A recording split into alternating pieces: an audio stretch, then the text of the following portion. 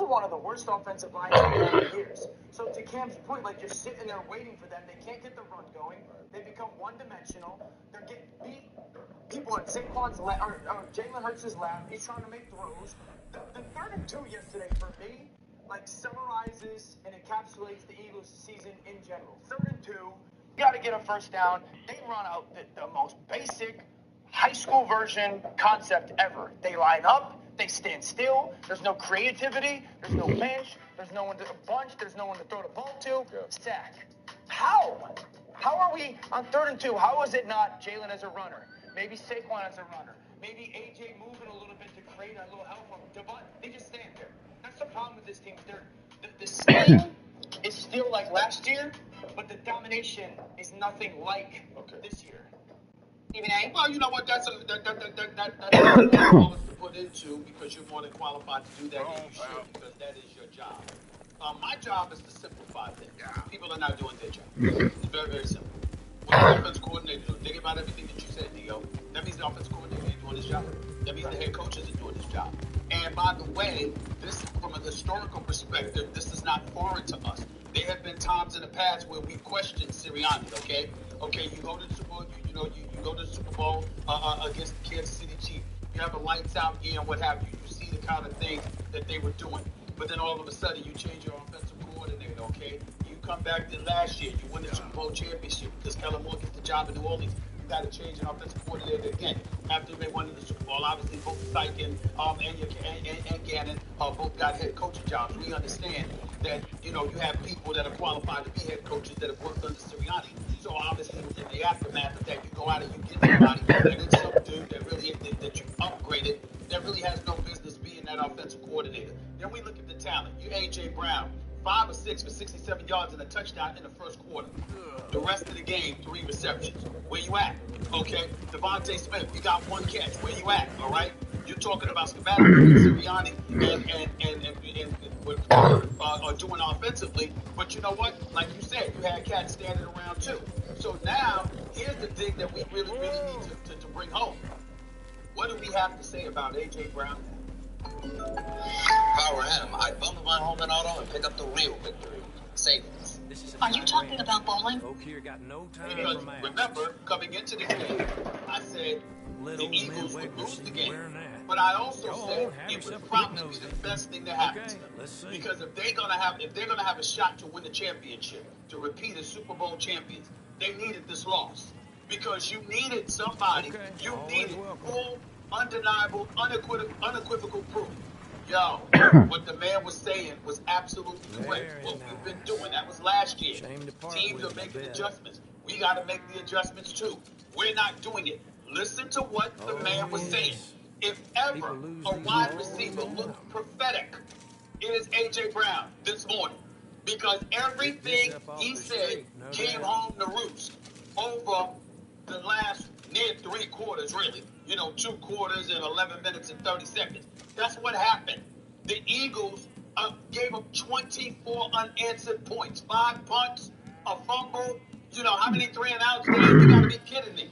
Saquon Barkley. Somebody needs to tell him. Somebody needs to say it. So I'm going to say it. This brother was an MVP candidate last year. Offensive player of the year, 2,005 yards rushing. Joe Shane is not looking that bad. I mean, he's looking bad because of the Giants. But in terms of his reservations about Saquon Barkley, long term, it's a different animal right here. That's what we got to start saying. We got to start calling them. We got to bring it home. Yeah. When you sit up there and you have the kind of year that you had last year, and then you're looking the way that you're looking now with his talent, what the hell is going on? Why are you this ineffective? Why is Dan Orlovsky comparing you to Ashton Jenkins, a rookie? Yeah. Why is that happening? We know about Chip Kelly. Hell, we knew that Chip Kelly didn't belong in the NFL years ago. What the hell you keep giving him a job in the NFL for? Let his ass stay in college. Let him go back to college, okay? Look at UCLA. Don't get me started with the job he did with the Philadelphia Eagles. He almost took them back a quarter century with the things that he was doing in Philadelphia. He should have had an NFL job from that alone. But in the end, the Raiders are, that is what it is. You look at the Philadelphia Eagles, you got guys that look bad on offense, man. And with the talent that they have, the only thing to point to is coaching and arrogance. Oh, we don't have to change. We'll do what we do. We'll be just fine, and they're not.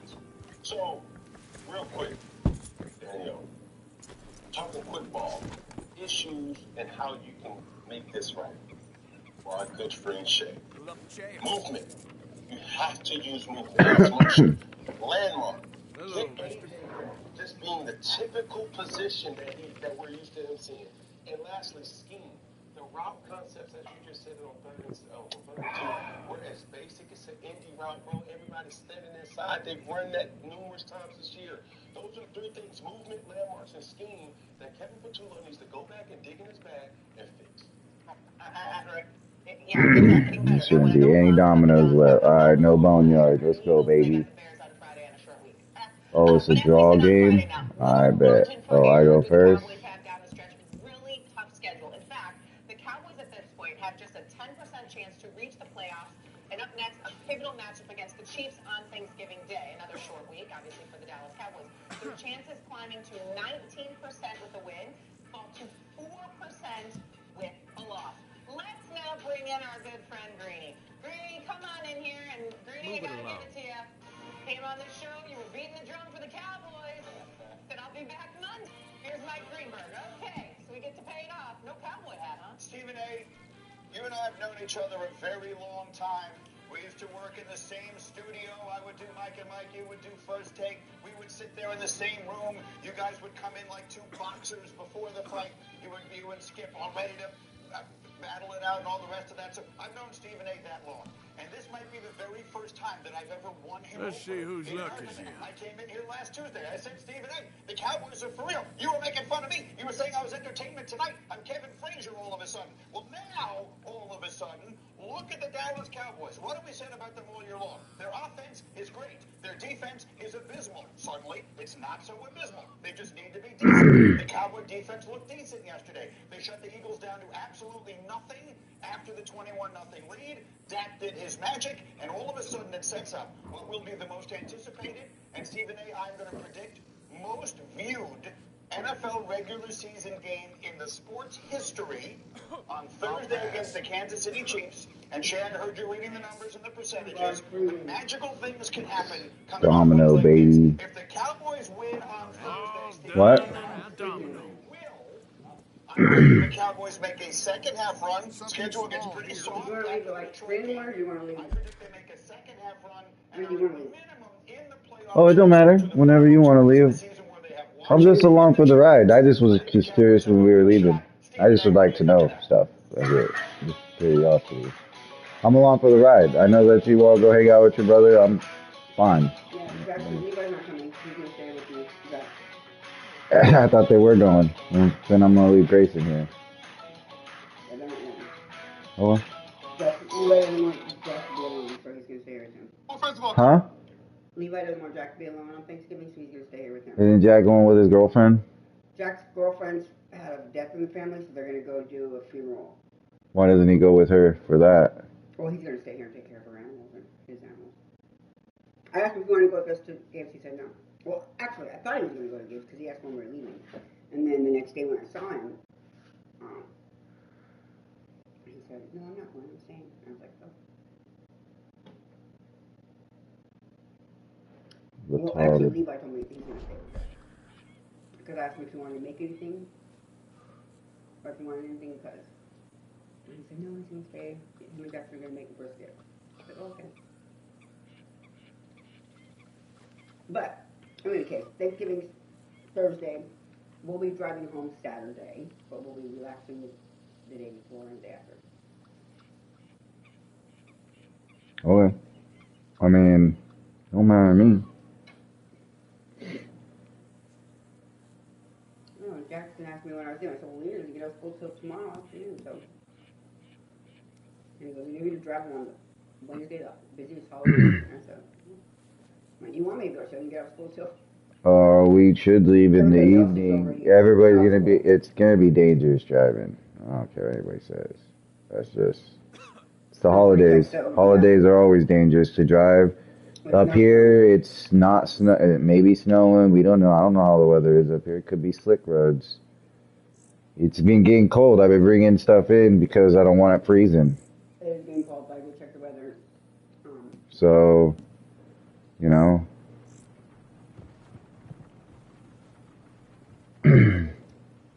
So we can leave in the middle of the night. We leave at like 3 a.m. Get there around 3 in the afternoon. Wednesday, the day before. But I kind of have. I mean, it's we're not like bringing 50 million things. It's just a bag. One truck, just throw everybody in. I know Dad's gonna stop a couple times. 8 hours is a long time. We're gonna need to stop.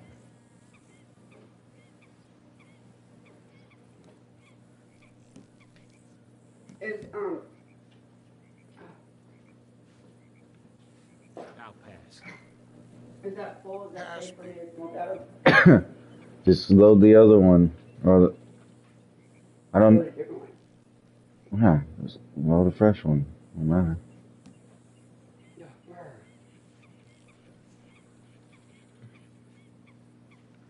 Things. I want to congratulate you because you know what you did influence my thinking to some degree, which is something that rarely, if ever, happens. Move it Really, along. so you deserve all the credit in the world for that. I'm not going to get caught up in your intent because you are a miserable Jets fan. They've given you nothing to cheer about the last 15 years. Yeah. So you attaching yourself to Cowboy Nation is totally understandable. Y'all ain't been in the playoffs since 2010. You haven't had a winning record since 2015. I mean, it's been a while. So I understand that it gets to a point where you got to point the finger and look at something else. Man, if you want to ride the Cowboy train, that's fine. When I was There's sitting not a here bowl to waiting, put it in. Yeah, there is. Here, this one right here. This one right here. Just grab one, all of it. Patrick Mahomes and Don't the matter. Kansas City Chiefs.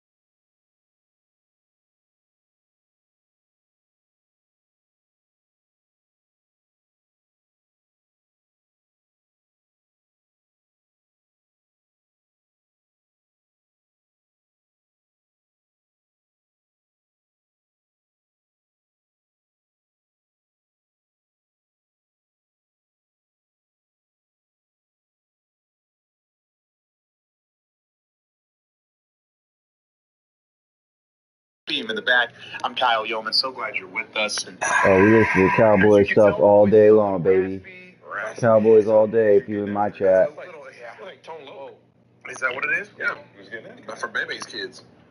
I don't know. know about Baby's kids. Yeah, I don't know that one. Come on, man. Sorry. Classic. I don't get that one. Good. But a little bit raspy because my goodness, what a game it was. Woo! And it was every roller coaster of emotion. It was frustration followed by hope.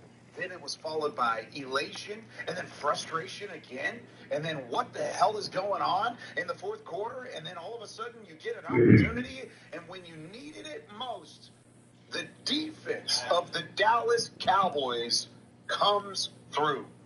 Say it again. The defense of the Dallas Cowboys came through. I like that play. I shouldn't have done that. And they end up winning 24-21. Kyle, largest comeback since 2014 for the Cowboys.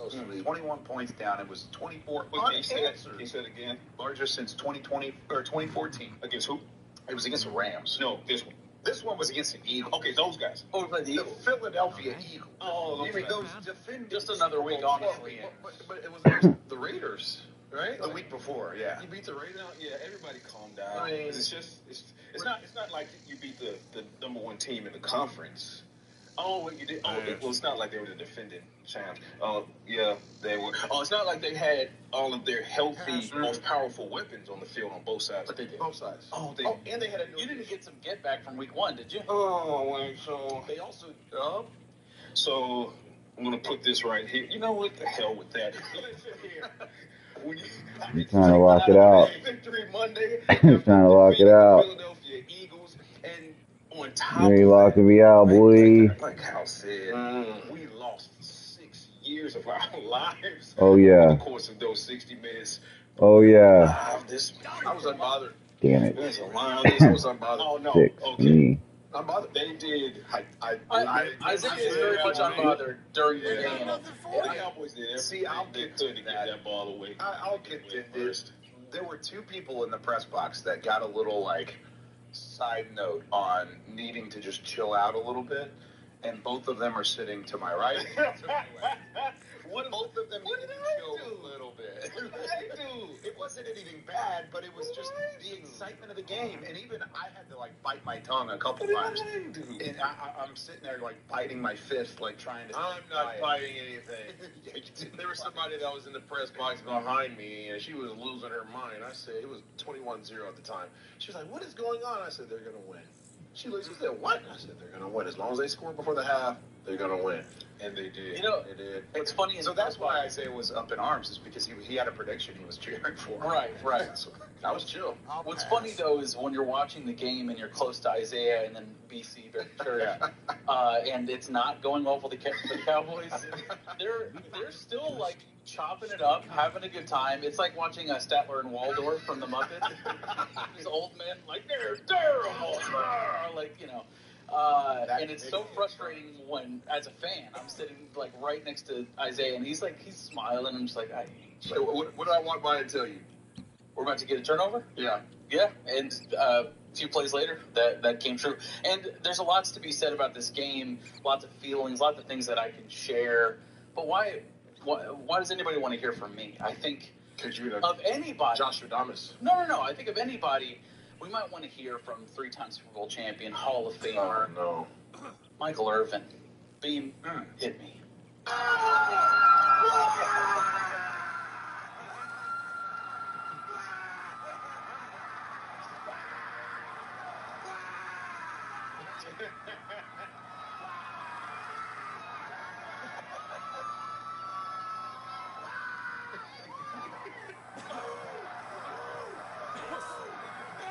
Hey,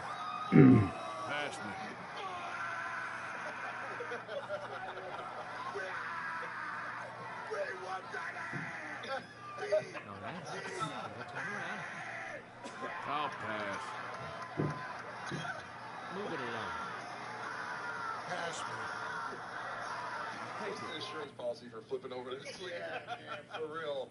I thought you were going to talk about hearing from another potential Hall of Famer. No, I think it was no better said than Michael Irvin in that moment. That's awesome. I love how there was just no actual word until We whooped that ass. And not to be lost in the mix, the classic. Mom, I will say, if you wanted to catch any type of content last night to post on TikTok, It would have been funny. you probably would have got a lot of stuff last night. What were you guys discussing? Huh? What were y'all discussing? No, I'm talking about during the game. Oh, yeah. Everybody going crazy. Mm-hmm. Yeah. You know, it was just funny. Because I could just imagine, dude. You know, I have a lot more cool because none of the stuff is mine to break. So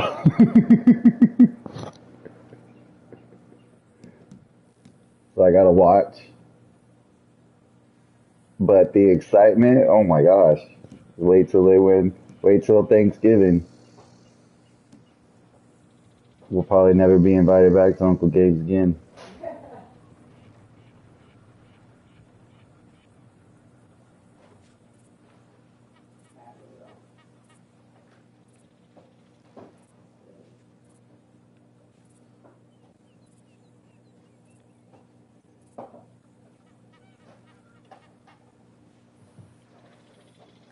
Do you need anything before we go? Oh, Irvin. No. If.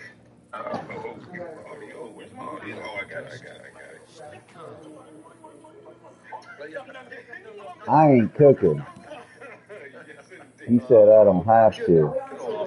We love ourselves some Mike Early. I was like, that's my Peach cobbler. response after winning a football game. No, that's my favorite thing. Just first off, where are the Eagles fans that were in the chat? Are they awake? No, I don't see them checking in. Oh, we had the receipt. I don't see them checking in. Oh, we'll get with you in a second. Man, I'm not going to sit here and even pretend I never pretend, but Isaiah, Kyle, Josh knows over the first quarter and three quarters game, 1 and 3 quarters, yeah, I wasn't okay. I wasn't okay. Bubbleguts. Yeah, no, it wasn't even bubbleguts. It was just, I was pissed. Oh. It wasn't nervous, upset. It was just like, what the hell am I witnessing? Controller has lost connection. Why are you not getting up for this game like you should be getting up for this game? You did everything you could to give this game away. Yep. The interception in the end zone without real pressure in his face, throwing up the back foot. What's that? Devontae Turpin, turf monster? Oh, that ain't nothing. There we go. We were doing the ball out there at Brandon's Meadows. If this will make you happy. Yeah. Danny?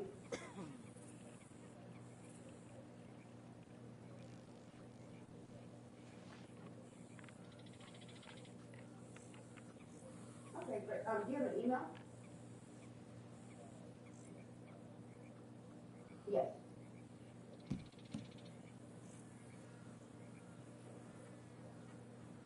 At team.lyrica.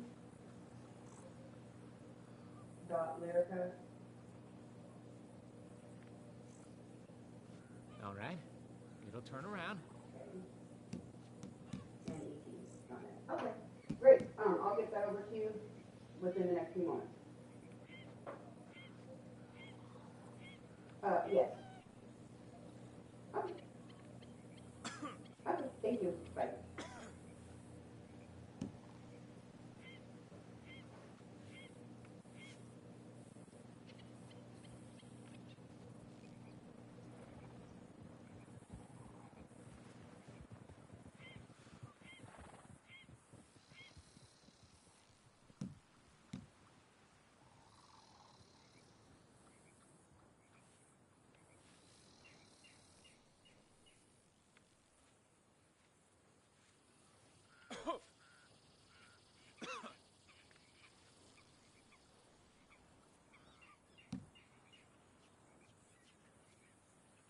Okay.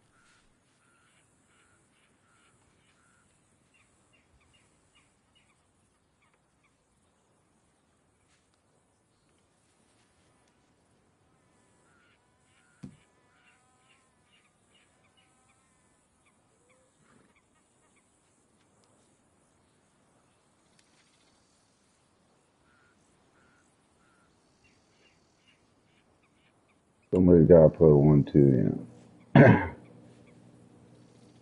this guy. I got the last two. 1-3.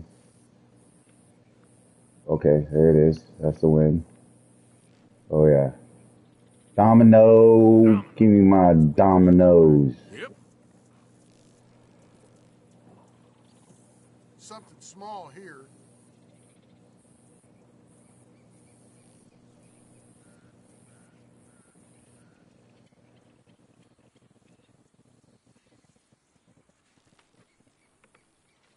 It'll be fine. Just Ma, who was that? stay calm. From? Lyrica Network. What'd they say? He was the one that walked up on us last week when we were putting the seed in. He's got a subdivision that He needs stuff put in? yeah, he's a prime. Prime contractor? Yeah. Nice.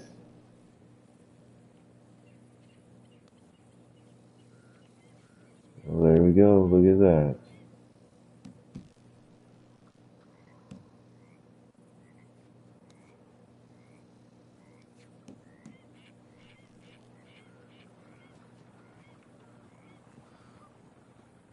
All right. It'll turn around.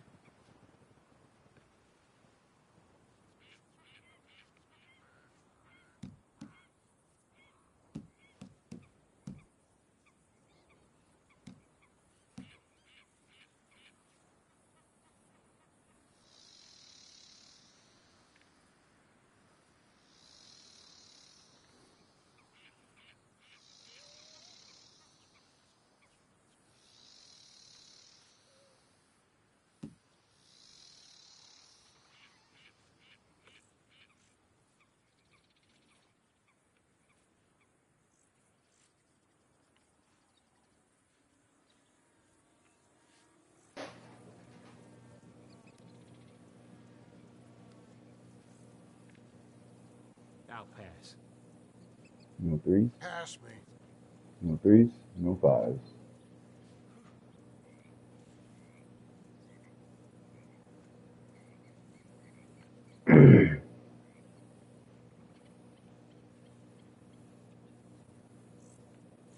Got a pass. Domino. I'm done. Domino. Give me your dominoes, sucker. That's 11. That's game. Take my money and leave. This'll make you happy.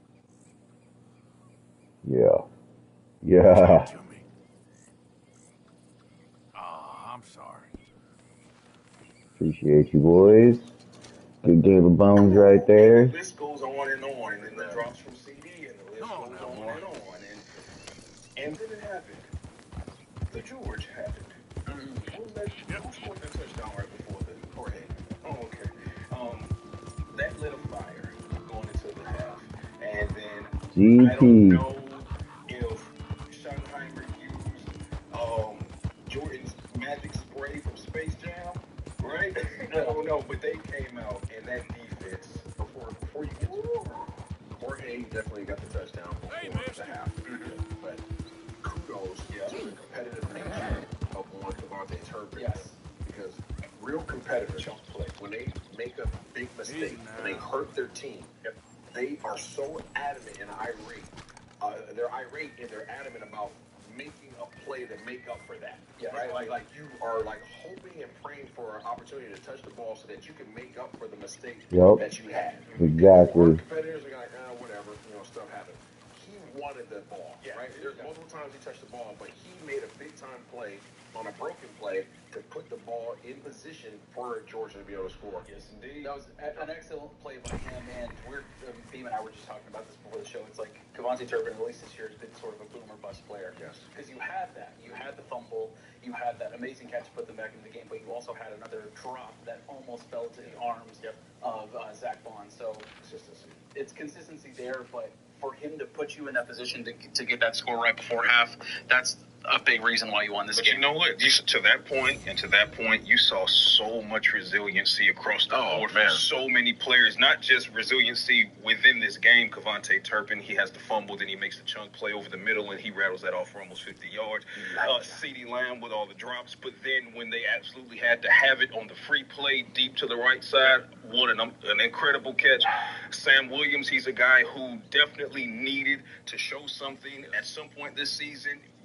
guns them down from behind, punches out the ball, Cowboys recover, and then you have guys who are looking to prove themselves. Elijah Clark on special teams might be my favorite individual effort I may have ever seen during my Every special teams coach needs to copy that play and forever teach that. It's exactly what that was. Isaiah, I need you to speak to this. If anybody had questions about players that don't necessarily get in the game on offense or defense, and why are guys on the team, that is literally the definition of a special teams player. You wonder why guys are on rosters for a number of years and you don't see them show up on the stat line?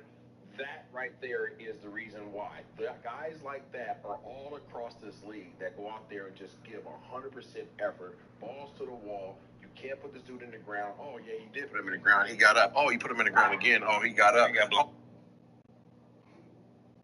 Oh, and then he said, went up there, I'm going to keep playing, get back to my lane assignments, and then somebody's got to pay. Since I got shoved down a couple times, somebody's got to pay for this. So let me go ahead and take my analog stick and go and hit somebody real quick and go ahead and force a fumble.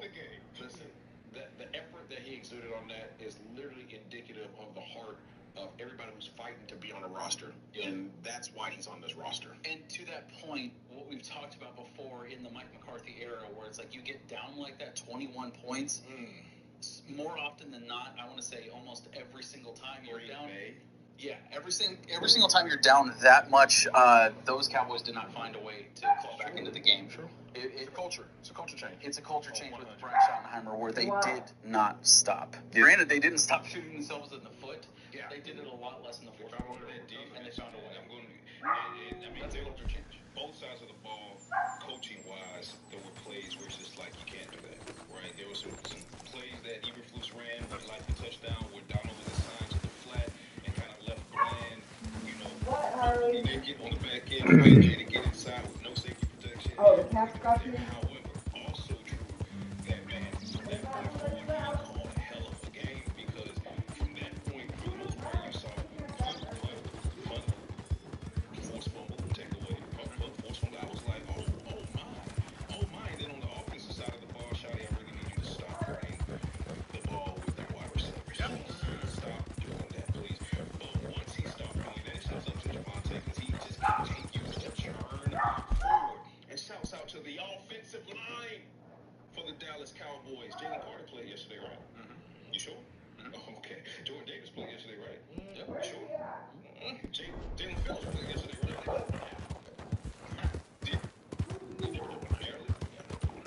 I'll give you that. There were a couple times I'll give you that. Well, yeah, like Carter, Cooper got a run.